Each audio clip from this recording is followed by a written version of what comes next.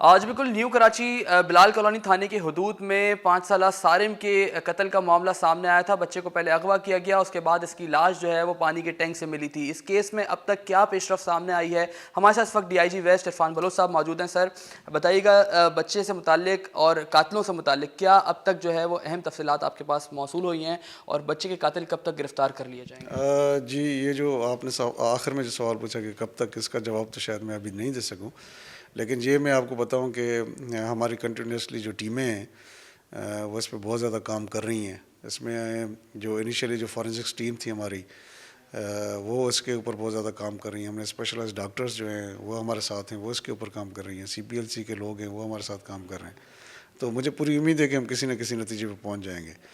تو ایکچولی مسئلہ یہ ہے کہ جہاں پہ یہ مرڈر ہوا ہے اس میں آپ یہ سمجھیں کہ 270 سے زیادہ وہاں پہ فلیٹس ہیں. بہت بڑا ایک کمپلیکس ہے وہاں پہ, اور ہمیں لگتا یہی ہے کہ جو بھی کرمنل ہے, جو بھی اس کا مجرم ہے, وہ انہی فلیٹ سے اس کا تعلق ہے.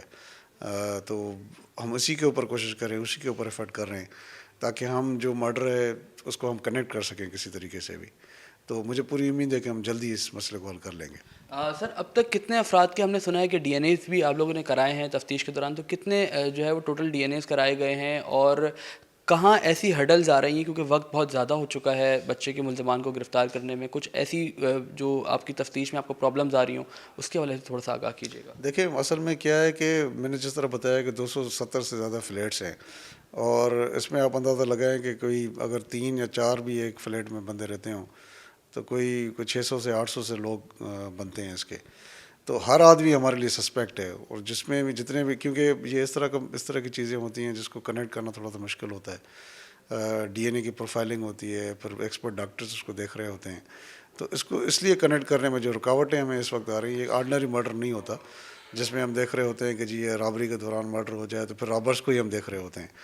تو یا پھر CCTV, انفارچونیٹلی CCTV فوٹیجز بھی وہاں پہ ہمیں نہیں ملی.